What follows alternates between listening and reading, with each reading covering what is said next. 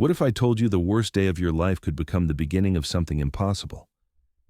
Lira stood in the center of the gathering circle as voices rose around her. 23 pack members, 18 votes for exile, only 5 for mercy. The torchlight made her pale skin glow like captured moonlight, her white hair falling past shoulders that refused to shake despite the fear coiling in her gut. "She cannot hunt during daylight hours," Alpha Marcus declared, his voice carrying across the assembled wolves. "Her albinism makes her a liability. The sun burns her skin within minutes. How can such weakness serve our pack?" Weakness. That word had followed her since birth. As if she chose this skin.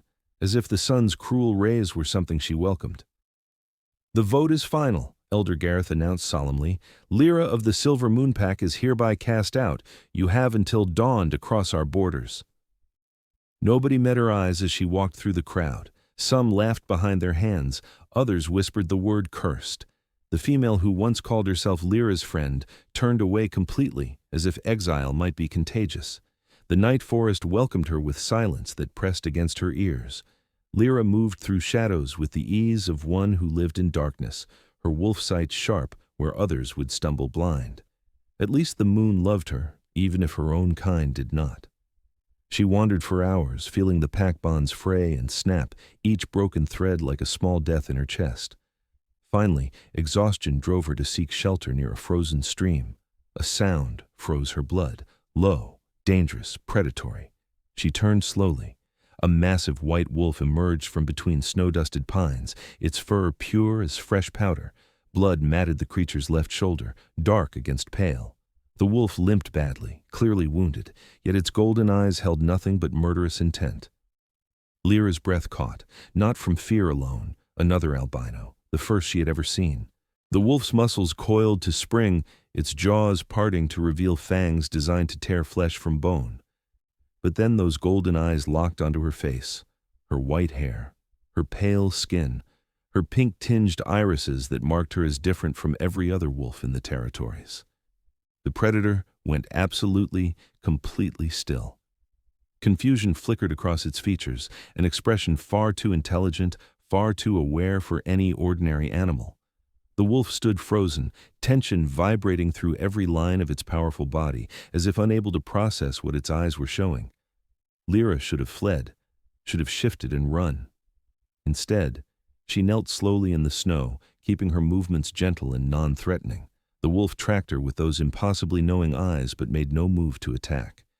"You are hurt," she whispered, pulling herbs from her gathering pouch. "Please, let me help you." The white wolf remained motionless as she approached, though its nostrils flared, drinking in her scent. Up close, she could see the intelligence burning in those golden depths. The consciousness. This was no ordinary wolf. By the way, if this story has already hooked you, don't forget to subscribe and hit the bell so you won't miss what happens next. Now, back to that moment. Lira pressed healing poultice against the wound, working quickly despite her trembling hands. The white wolf flinched but did not snap or growl. It simply watched her with that unnerving, penetrating stare. "They cast me out tonight," she heard herself saying, the words spilling out like confession. 18 votes against me. They said my albinism makes me weak, that I endanger the pack because the sun burns my skin." The wolf's ears swiveled forward, listening. "But you understand, do not you?"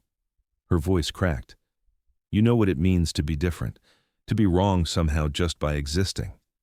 She finished binding the wound with strips torn from her cloak. The white wolf had not moved a single muscle throughout the entire process, as if carved from marble.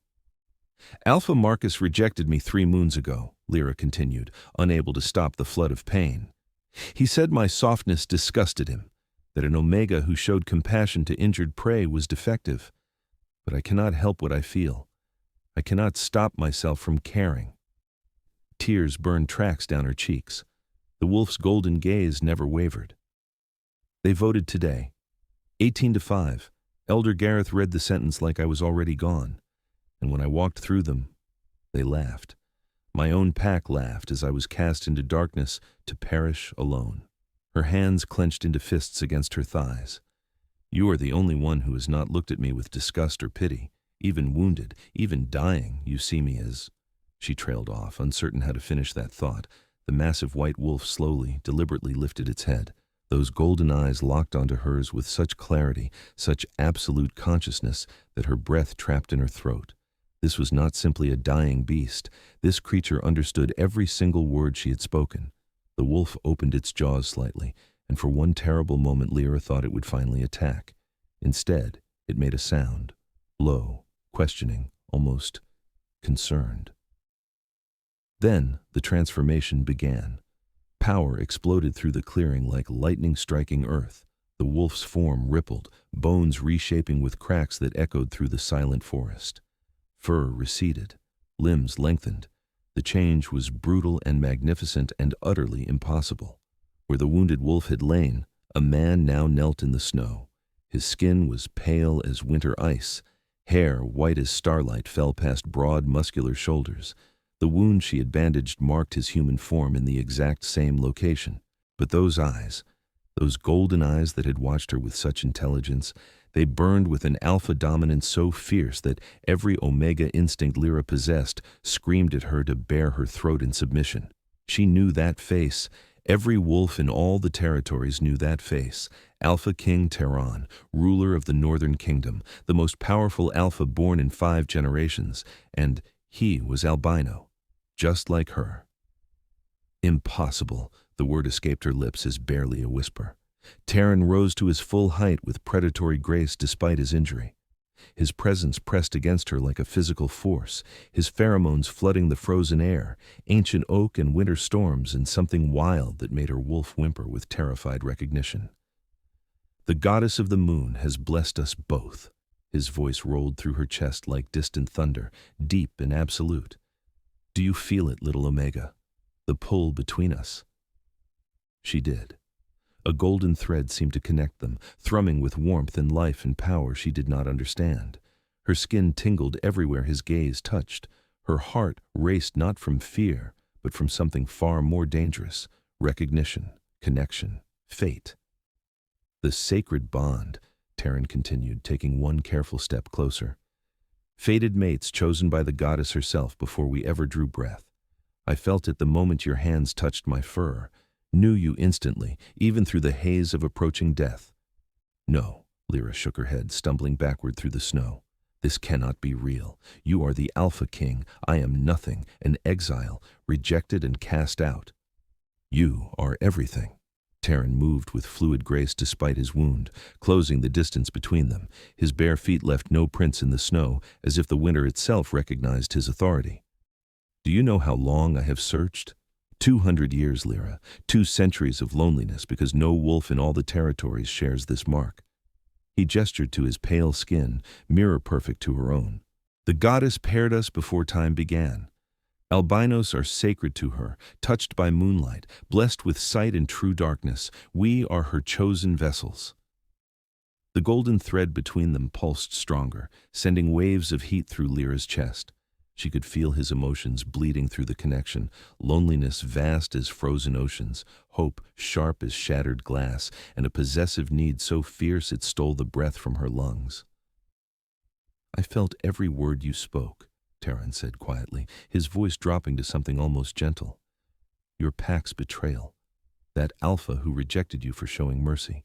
The 18 votes cast against you as if your differences were disease rather than divine blessing." His eyes flashed with fury that made the surrounding trees creak and groan. "They will pay for every tear you shed, every moment of pain they inflicted upon what belongs to me." "I do not belong to anyone," Lira managed to say, though her voice shook. "You belong with me," he corrected. "There is a difference." Before she could protest further, he moved. One moment she stood on trembling legs in the snow. The next, the world blurred into streaks of shadow and silver light as he lifted her into his arms with effortless strength that made her feel weightless. "What are you doing?" Lira pushed against his bare chest, but it was like pushing against stone. "Put me down." "Taking you home." His arms tightened around her. "To the royal palace, where you will be safe from those who failed to recognize your worth. You cannot just—" "I am the Alpha King." His voice dropped to a growl that resonated through her bones, awakening something primal in her Omega nature. "I do precisely as I wish, and I wish to protect what the goddess has given me after 200 years of searching." Ancient magic crackled around them, responding to his command. The forest dissolved into nothing. Reality twisted. When the world solidified again, they stood before gates of polished moonstone that gleamed like captured starlight. Towers rose into the night sky, elegant and powerful, their peaks disappearing into clouds. The royal palace, heart of the northern kingdom, seat of alpha power for 1,000 years. Guards dropped instantly to their knees at the sight of their king. Servants gasped, hands flying to cover their mouths. Whispers spread through the courtyard like wildfire, catching dry grass. The Alpha King had returned, with an Omega in his arms, a white-haired, pale-skinned Omega who looked like his perfect, impossible reflection. "Your Majesty," a beta female hurried forward, her eyes wide with shock. "We did not expect your return tonight, and we were not informed." "Prepare the Queen's chambers immediately," Teron commanded, his tone brooking absolutely no argument. "This is Lira, my fated mate, chosen by the moon goddess herself, the future queen of the Northern Territories." Silence crashed through the palace courtyard like a physical wave. Every wolf present froze, staring at Lira with expressions ranging from shock to awe to disbelief.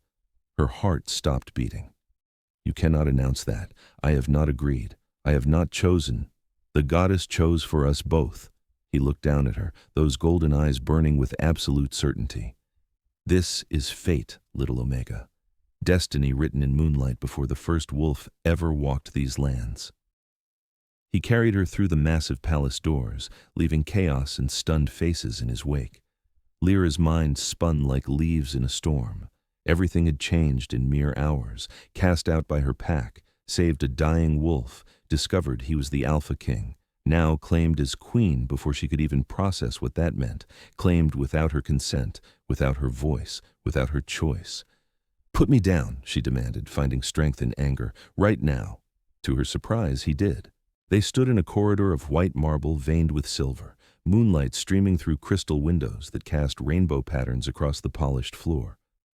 Teron towered over her, magnificent and terrifying in equal measure, his pale skin almost glowing in the ethereal light. "You announced me as your fated mate," Lira said, her hands clenching into fists at her sides. "You declared me queen before dozens of witnesses, while I was still reeling from the revelation of what you are, while I had no chance to think or speak or refuse." Something shifted in his expression. Understanding flickered across his features, followed by what almost looked like regret. The bond between fated mates is not a choice to be refused. It simply exists, immutable, eternal. "You took my voice," she whispered, but fury burned beneath the quiet words. "My autonomy, my right to decide my own fate. Is that not exactly what my pack did when they voted me into exile without caring what I wanted?" His jaw tightened, muscles working beneath pale skin. For a long moment, he simply stared at her. Then something cracked in that alpha dominance, something almost human.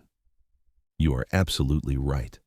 The admission hung between them like drawn steel. Lira stared at the Alpha King, searching his face for deception, but his golden eyes held only raw vulnerability.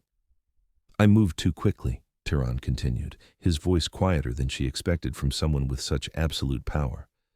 "Claimed you publicly before giving you space to understand what we are to each other, before allowing you to process that such a connection even existed." He took a step backward, creating distance between them. The oppressive weight of his alpha pheromones eased, though the golden thread connecting their souls continued to thrum with persistent life. "But you must understand something, Lira." His hands curled into fists at his sides. "The moment I felt our bond snap into place, every protective instinct I possess roared to life like wildfire consuming dry forest.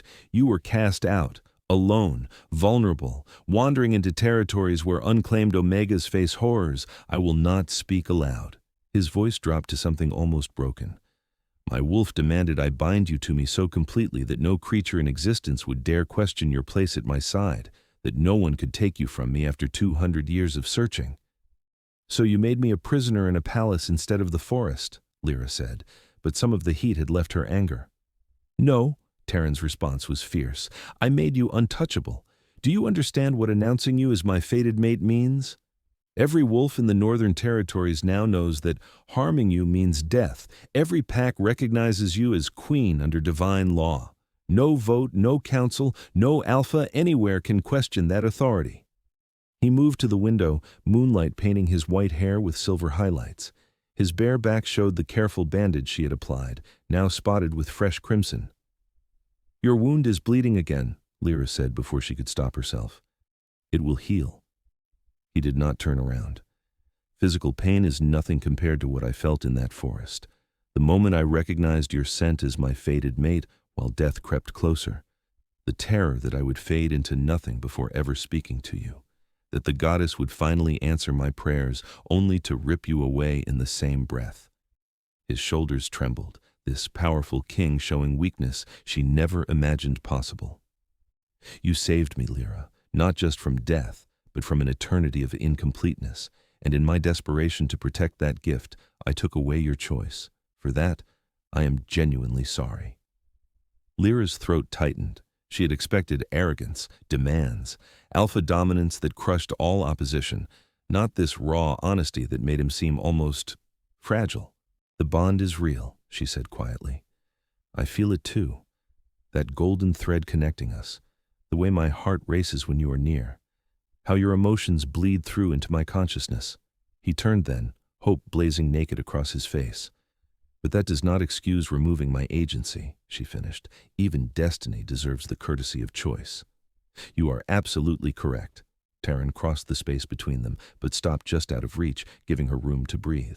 "I will court you properly, Lira. No commands disguised as protection, no assumptions about what you want or need. I will prove myself worthy of the gift the goddess has given me." "And if I ultimately refuse?" She had to know. "If after everything, I choose to walk away from this bond?" Pain flashed across his features so intense she felt it echo through their connection. His voice emerged rough as gravel. "Then I will honor that decision, though it would destroy us both. Severing a fated bond causes madness and eventual death. I would honor your choice, because your freedom matters more than my happiness or even my life." I could not believe what I saw. The absolute sincerity in those words shook something loose inside her chest. This was not manipulation, not alpha dominance forcing submission. This was genuine respect, offered by someone who held all the power but chose to yield it anyway. "Will you at least allow me to explain what we are?" Teron asked. "What the goddess has blessed us to become?"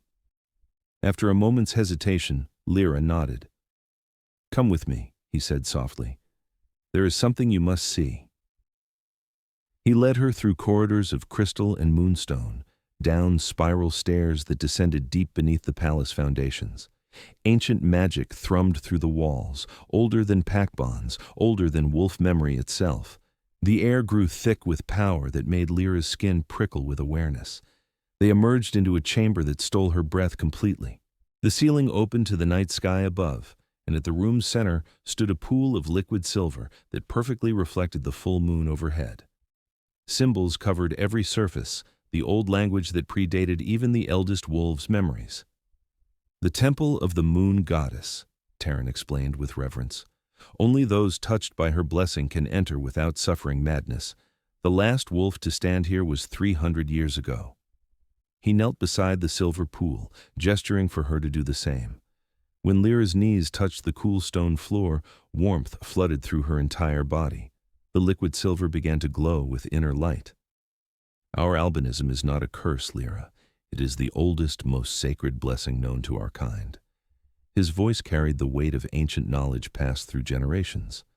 Once every 300 years, the goddess marks two wolves with moonlight skin, fated mates destined to bring balance and power to our world. Images formed in the glowing silver. Wolves with pure white fur and pale skin, standing beneath full moons, power radiating from them like visible starlight. "The moon blessed," Teron continued, his voice hushed with reverence as images swirled in the silver pool. "Warriors of pure light who could call upon the goddess's own strength. They healed mortal wounds with a touch, saw truth through the thickest lies, and protected entire territories with shields woven from moonlight itself." Lira watched the ancient wolves in the visions move with grace and power that seemed impossible. They glowed with inner radiance, some silver like moonlight, others gold like captured sunlight. When they fought together, their combined power created barriers of light that enemy forces could not penetrate. "But I have no such power," she whispered. "I am weak. I cannot even survive beneath the sun without my skin burning within minutes." "Cannot survive beneath burning daylight that would scorch your blessed skin?" Teron turned to face her fully, his golden eyes intense. "That is not weakness, Lira. That is divine specialization. We are creatures of the moon, not the harsh sun. Your sensitivity exists because your body is designed to channel moonlight itself, pure, concentrated lunar power." He reached out slowly, giving her every opportunity to pull away. When she did not, his fingers brushed her wrist with infinite gentleness. The golden bond between them flared brilliant and warm, sending cascades of sensation up her arm. "Feel that?" His thumb traced small circles on her pulse point. "The connection between us is stronger than any normal fated pairing because we both carry the goddess's mark. Separately, we are powerful. Together, we become something that has not existed in 3 centuries." The silver pool rippled again. New images formed, 2 white wolves standing side by side, their combined power creating a luminous column that reached toward the moon itself. Where their energies merged, reality seemed to bend, responding to their unified will. "Your former pack saw your differences as catastrophic flaws," Teron said quietly. "They never considered that perhaps you were simply dormant, a seed waiting for proper conditions to bloom, waiting for your other half to awaken what sleeps inside your very soul." Lira's hands trembled as she stared at the visions. "I do not feel powerful. I have never felt anything but broken." "Because you spent every day of your life being told you were defective." His voice gentled further, wrapping around her like warm silk. "Let me show you the truth of what you are, what we are together." He stood, offering his hand with such patient courtesy that her heart ached. After several racing heartbeats, she placed her palm in his. Teron led her to the temple's center, where moonlight poured down in a solid column of silver radiance. "Step into the light," he instructed softly. "Let it touch you without fear." Every instinct screamed at her to refuse. Light meant burning, meant pain, but this was moonlight, not the sun's cruel rays that had tormented her since birth. She moved forward on shaking legs, pulse hammering so hard she could hear blood rushing in her ears. The moment she entered the column, cold fire washed over her skin, not burning, awakening. Something deep inside her chest uncoiled slowly, stretching like some great creature waking from centuries of enforced sleep. Power rushed through her veins, utterly foreign yet somehow intimately familiar, as if recognizing her as its rightful vessel. Her pale skin began to glow. Soft silver radiance emanated from her flesh, growing steadily brighter with each passing second. The white strands of her hair lifted on an invisible wind, shimmering with ethereal inner light that made her look almost angelic. "Magnificent," Teron breathed, awe thick in his voice. Lira looked down at her glowing hands with wonder and terror, fighting for dominance in her chest. They blazed with moonlight, beautiful and terrifying in equal measure. She could feel the energy thrumming through her, vast, ancient, barely contained within her mortal form. "I do not know how to control this." Panic crept into her voice as the power swelled, threatening to overflow like water from a too full cup. "It feels like it will tear me apart from inside." "Then let me be your anchor." Teron stepped into the moonlight column with her, his own skin beginning to glow with warm golden radiance that complemented her cool silver perfectly. "The moon blessed always work in bonded pairs. One cannot exist at full power without the other. Your energy needs mine to balance and stabilize it, just as mine requires yours." He took both her hands in his larger ones. The instant their glowing skin made contact, the wild, chaotic energy stabilized completely. Silver and gold light swirled together in mesmerizing patterns, creating spirals and fractals of breathtaking complexity in the air surrounding them. "Feel that?" His voice was hushed with wonder. "We complete each other, 2 halves of a sacred whole that the goddess designed at the very beginning of time. What if everything you were taught was wrong? The power settled into Lyra's bones, no longer frightening but natural, as if it had always belonged there, simply waiting for permission to emerge.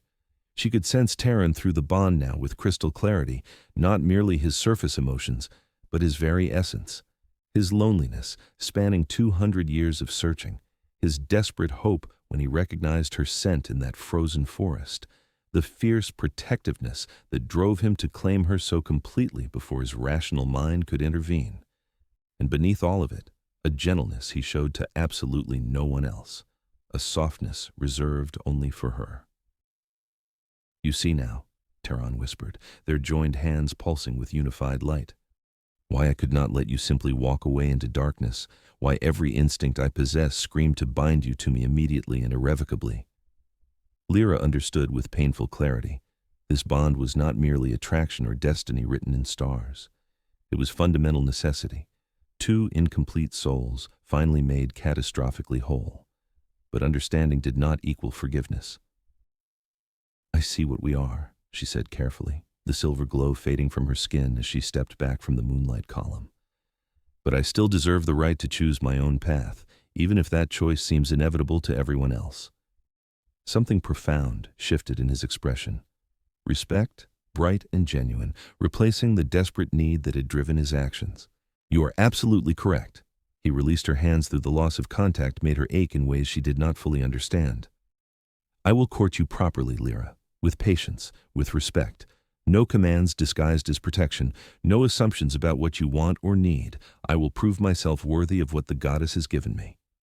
"And if I refuse in the end?" The question had to be asked. Deep pain flashed across his features, bleeding through their bond with such intensity that Lira gasped, but his voice remained steady, certain. "Then I will honor your decision with my dying breath. Though severing a fated bond would drive us both to madness and eventual death, I would respect your autonomy, because your freedom matters infinitely more than my happiness or even my continued existence." The absolute sincerity in those words cracked something fundamental inside her chest. "Will you give me time?" she asked. "Space to process everything that has happened?" "As much as you require." He bowed his head, this powerful king showing deference to an exiled Omega. "But allow me one request. Let me teach you about your power, how to control and channel what awakened tonight. The bond between us will make training easier, more natural. You need not accept me as your mate to learn what you are." She considered. He had shown vulnerability tonight, admitted his mistakes with genuine remorse, offered her real choice despite the cost it would demand. "Yes," she decided, "but on my terms. I train when I wish, stop when I wish. You guide, but you never command." His smile transformed his entire face, genuine joy breaking through centuries of loneliness. "As you wish, my lady." "I am not your anything yet," she corrected, but without venom. "But you will be." He said it with such quiet certainty that her pulse quickened. "When that day comes, if it comes, it will be because you chose me freely, not because fate demanded it, not because I forced it, because you wanted it." The following days unfolded like a dream wrapped in moonlight. Teron kept his word with almost painful precision. He courted her with patience that seemed impossible for someone who had waited 2 centuries. Each dawn, she found gifts outside her chamber door. Never jewels or crowns, those would come later if she chose. Instead, he left treasures that proved he truly saw her. Ancient books about Moon, blessed history written in languages she could somehow read. Seeds for night-blooming jasmine that would thrive under lunar light. A cloak woven from enchanted fabric that would protect her skin even under the harshest midday sun. "So you can walk in daylight if you choose," his note read in elegant script, "without pain, without fear." Training began each evening when the sun's burning rays surrendered to gentle dusk. Teron taught her to feel the dormant power inside her chest, to call it forth without terror paralyzing her attempts. "The energy responds to emotion," he explained one twilight as they stood in a protected courtyard where moonflowers bloomed. "Your compassion, your gentleness, these are not weaknesses but conduits. The moon goddess values mercy above all else. She chose you specifically for that softness your pack deemed defective." Lira closed her eyes, reaching inward for that silver warmth. It came easier each night, flowing through her veins like liquid starlight given physical form. When she opened her eyes, her hands glowed with soft radiance. "Excellent," Teron encouraged, his own golden light answering hers instinctively. "Now push it outward. Imagine creating a shield between us." She focused, visualizing the energy extending from her palms. Silver light expanded slowly, forming a translucent barrier that shimmered like heat waves above summer stone. It lasted only heartbeats before dissolving, but triumph surged through her chest regardless. "I did it," she breathed, wonder thick in her voice. "You are extraordinary." The reverence in his tone made her skin flush with warmth that had nothing to do with power. Their bond strengthened with each training session, growing from tentative thread to sturdy rope. She could feel him now, even when they occupied different wings of the palace, a constant golden presence at the edge of her consciousness, warm and steady and patient. "This cost me everything," but his emotions bled through the connection more clearly each day. That crushing loneliness that had defined 200 years slowly gave way to tentative hope. She felt his careful restraint when she stood close, his desperate desire to touch her warring with his promise to respect her boundaries.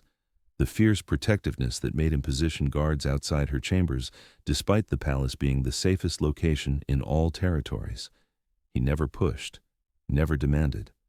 When exhaustion made her stumble, he insisted she rest immediately. When frustration drove her to tears, he simply sat beside her in companionable silence until she felt ready to continue. 3 weeks into her time at the palace, Lira woke to find a different note with her morning gift.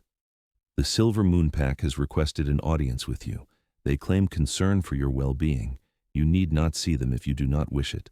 The choice is entirely yours. T." Her hands trembled as she read those words. The pack that cast her out now wanted to speak with her? Concern? Where was that concern when 18 voices voted for her exile? She should refuse, should let them wonder and worry. But something darker stirred in her chest, something that tasted like vindication. She sent word that she would grant them audience, in the throne room, with the Alpha King present. The throne room gleamed with crystalline magnificence as Lira entered beside Teron. She wore robes of silver silk that shimmered like captured moonlight, her white hair braided with threads of platinum.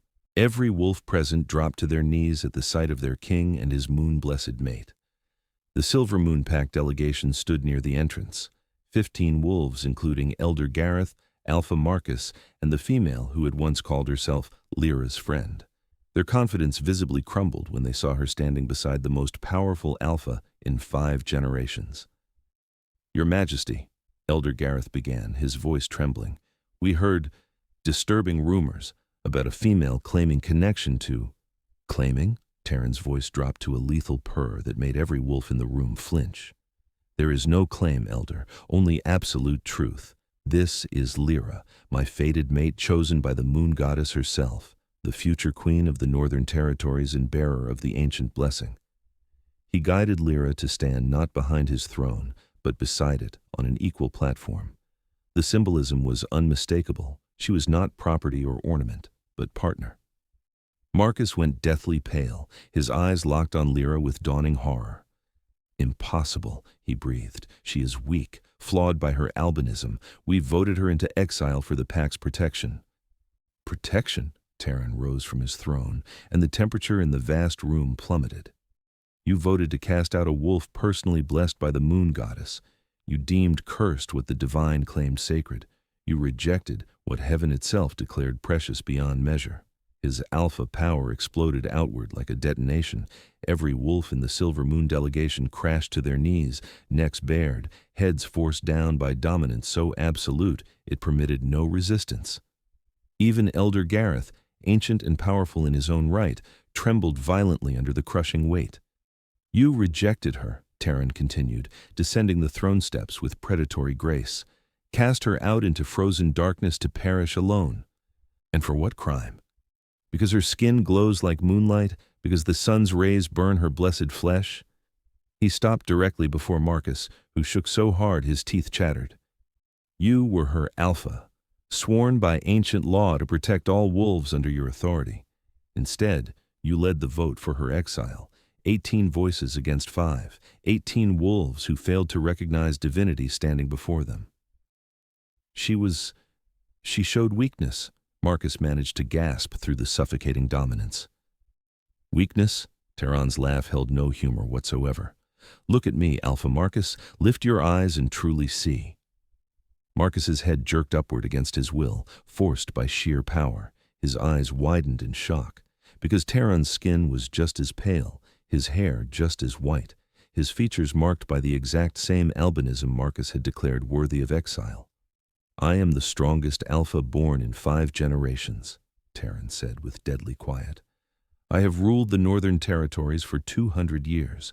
I can crush minds with a glance and reshape reality with will alone, and I share every single trait you deemed defective. He leaned closer, his whisper somehow filling the entire throne room. Tell me, Marcus, am I weak? No, Marcus whimpered. Your Majesty, I did not know. Ignorance is not innocence.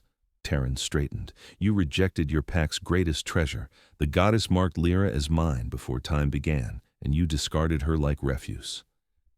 This secret only 1% of people know. Lira watched as understanding rippled through the Silver Moon delegation. They had cast out someone blessed by divine power, had laughed as sacred royalty walked through their ranks. The horror on their faces would have satisfied her once. Now it simply felt hollow. From this moment, Teron declared, his voice resonating with ancient magic, you, Marcus, are stripped of your alpha status. You will return to your pack as Omega, the lowest rank, and serve the wolves you once led. Perhaps humility will teach you to value compassion over prejudice. The magic that enforced pack hierarchy seized Marcus like invisible chains. His scent transformed instantly, shifting from dominant alpha to submissive Omega. The change was brutal, humiliating, absolute. He collapsed completely as his new rank settled into his bones like lead weight.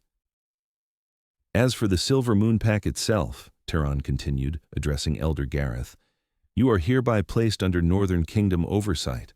Your territory, your laws, your very existence now answer to this throne. Any wolf deemed defective by your standards will be granted immediate sanctuary here, where differences are celebrated rather than condemned. Elder Gareth's head remained bowed. Yes, Your Majesty. We understand. Do you? Lira spoke for the first time, her voice clear and strong. Every eye turned to her. Do you truly understand what you did? You taught me my entire life that my gentleness was weakness, that my compassion was defect, that showing mercy to wounded creatures made me unworthy of pack bonds. She descended the platform steps, moving toward the kneeling delegation. None dared lift their eyes. But the moon goddess saw differently. She blessed me with the very traits you mocked, chose me specifically for the softness you called failure. Silver light began to glow from her skin, subtle but unmistakable. I am moon-blessed, one of 2 in all the territories, and you cast me into darkness like garbage. The female who had been her friend, Sarah, finally looked up, tears streaming down her face. Lira, I'm so sorry. I was afraid. Afraid that defending you would mark me as defective too. Fear does not excuse cruelty, Lira interrupted, but I understand it nonetheless. That understanding, that mercy you all despised, is what makes me worthy of this crown. She turned back to Teron, who watched her with such pride blazing in his golden eyes that her breath caught. Let them go, she said quietly. They have been punished enough. Teron's dominance released instantly. The Silver Moon wolves gasped, drawing desperate breaths as the crushing weight lifted. Marcus remained on the floor, broken in ways that went beyond physical. You heard your future queen, Teron said. Leave, and pray you never give me cause to revisit this matter. They fled, dragging Marcus's collapsed form between them. When the throne room doors closed, silence settled like snow. Lyra's legs suddenly felt weak. The confrontation had drained something fundamental from her. Teron was beside her instantly, his arm supporting her waist. You showed them mercy, he said softly, even after everything they did. Because you taught me that true strength includes knowing when to yield. She looked up at him. That real power is choosing gentleness when you could choose vengeance. Something shifted in his expression, a wall crumbling, a final defense, falling. "I love you," he whispered, "not because fate demands it, but because of who you are, your compassion, your strength, your ability to show mercy to those who showed you none." Her heart stopped, then started again, racing. "You have never said that before." "I was afraid," he admitted. "Afraid it would seem like manipulation, like using emotions to force your choice. But watching you grant mercy to wolves who cast you out, I cannot remain silent anymore." I cried with joy for an entire hour. Tears burned in Lira's eyes. "I love you too," she breathed. "I think I have for weeks now, but I was terrified to admit it." He kissed her then, deeply, desperately, pouring everything he felt through the bond connecting their souls. She kissed him back with equal fervor, feeling the golden thread between them blaze bright as a star. When they finally pulled apart, both glowed, his skin radiating warm gold, hers shimmering with cool silver. "Marry me," Teron said, "not as obligation or destiny, but because we choose each other. Because I want to stand before the goddess and declare you my equal, my partner, my everything." "Yes," Lira answered without hesitation. "Yes to all of it." The wedding took place 7 nights later beneath the fullest moon of the year. Every wolf in the northern territories attended, filling the temple of the moon goddess until the ancient chamber overflowed with witnesses. They came to see what had not occurred in 300 years, 2 moon-blessed joining in sacred union. Lira wore robes of pure silver that seemed woven from moonlight itself, her white hair crowned with night-blooming jasmine. She glowed with inner radiance that had nothing to do with power and everything to do with joy. Teron stood before the altar in ceremonial armor, etched with lunar symbols, his golden eyes never leaving her face as she walked toward him through the gathered crowd. His love bled through their bond so intensely that tears spilled down her cheeks before she even reached his side. The high priestess, an ancient wolf whose fur had gone silver with age, raised her hands toward the open ceiling where the full moon hung like a pearl in velvet darkness. "Moon goddess, witness these 2 souls you marked before time began. Lira of the silver moon bloodline, cast out and redeemed, Teron of the royal line, who waited 2 centuries for his other half. They stand before you now, choosing freely what you decreed eternally." The liquid silver pool at the temple's center began to glow, responding to the sacred words. "Do you, Teron, Alpha King of the Northern Territories, pledge yourself to this Omega, to honor her choices, protect her autonomy, and love her freely for all your days?" "I do," his voice resonated with absolute certainty. "With every breath in my body, with every beat of my heart, with everything I am or ever will be." "Do you, Lira, moon-blessed and future queen, pledge yourself to this Alpha, to stand beside him as equal partner, to share his burdens and his triumphs, and to love him freely for all your days?" Lira looked into those golden eyes that had first seen her as precious when everyone else saw only defect. "I do. By choice. By love. By everything the goddess blessed me to become. Then by divine authority and ancient law, I pronounce you fated mates in truth and practice. Let no force in existence break what heaven has joined." Teron pulled her close and kissed her deeply, desperately, pouring 200 years of loneliness and infinite future hope through their connection. The golden bond between them exploded with brilliant light, silver and gold intertwining, creating a luminous column that shot toward the moon itself. The goddess's blessing washed over them like warm rain.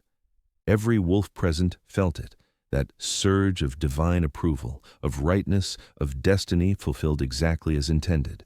When they pulled apart, both glowed so brightly that witnesses had to shield their eyes. Teron's golden radiance and Lira's silver light merged into something new, a pale, ethereal luminescence that seemed to contain both colors and neither, transcendent and perfect. "My queen," he whispered against her lips, "my heart, my home." "My king," she answered, "my choice, my forever." The celebration lasted 3 days and 3 nights. Wolves danced beneath the moon. Songs were sung about the moon-blessed pair who found each other across 2 centuries of searching. Gifts arrived from every pack in all territories, tributes to the sacred union. But the greatest gift came later, in the years that followed. 5 years after their wedding, Lira went into labor during a blood moon. The entire palace held its breath as the high priestess attended her in the royal chambers. Teron paced outside like a caged predator, unable to bear his mate's pain but forbidden from interfering with sacred birthrights. When the first cry split the night, he nearly tore the doors from their hinges. "A son," the high priestess announced, her voice thick with awe. "Moon blessed, the first in 1,000 years." Teron rushed to Lyra's side. She lay exhausted but radiant, holding a tiny bundle wrapped in silver cloth. When the infant opened his eyes, Teron's breath stopped completely. Blue, not gold like his, not pink-tinged like Lyra's, but the most incredible, impossible blue, like summer sky reflected in ancient glacier ice, a color no wolf had seen in living memory. "Kieran," Lira whispered, running her finger along the baby's pale cheek. "Our little blessing." But the goddess was not finished. "Another comes," the high priestess said urgently. "Twins." The second infant, a daughter, arrived minutes later with the same alabaster skin, the same white hair, the same stunning cerulean eyes that held the heavens themselves. Lyra, Teron named her, his voice breaking with emotion as he held his daughter for the first time. "There is a third," the high priestess breathed in disbelief. "Triplets. The goddess has blessed you with triplets." The youngest, another son, completed their family moments later. Finn, perfect and pale, and marked with those same impossible blue eyes that no prophecy had predicted. Lira held all 3 infants close, while Teron wrapped his arms around them all, tears streaming freely down his face. Their children, their miracle. 3 moon-blessed pups born under a blood moon, each one carrying power that would reshape their world. "The goddess has been generous beyond measure," the high priestess said, kneeling before them. 3 moon-blessed children, the first in over a millennium. They will be legends, my king and queen, healers and warriors and bridges between worlds. But for Lira and Teron, they were simply loved, cherished, protected with every fiber of their beings. The children grew strong and beautiful, never knowing the shame their parents once carried. They learned that their pale skin was sacred, their sensitivity to harsh sunlight a mark of divine favor. Other young wolves looked at them with awe rather than mockery, with reverence rather than cruelty. 15 years after their birth, Lira stood in the palace gardens watching her 3 teenagers practice their gifts. Kieran created shields of solid moonlight. Lyra healed a bird's broken wing with gentle touch. Finn could see truth through deception, his blue eyes glowing when lies were spoken. Teron's arms wrapped around her waist from behind, his chin resting on her shoulder. "Do you ever regret it?" she asked quietly. "The 2 centuries you waited before finding me?" "Never," he answered immediately. "Every lonely year led me to you. Every moment of searching made me appreciate what we have. I would wait 2,000 years if that was what destiny required." She turned in his arms, looking up at the male who had seen her worth when no one else could, who had given her choice when he held all the power, who had taught her that differences were never flaws, only gifts waiting to be recognized. "I love you," she said, then, now, always. "And I love you," he answered, "my moon-blessed queen, my everything." Their children's laughter echoed through the gardens as silver and gold light danced in the twilight. This was not just a happy ending, it was a new beginning, a legacy built on acceptance, compassion, and the understanding that those deemed broken by ignorant eyes were often the most precious treasures heaven could bestow. If this story resonated with your heart, share in the comments which moment touched you most. Thank you for your time.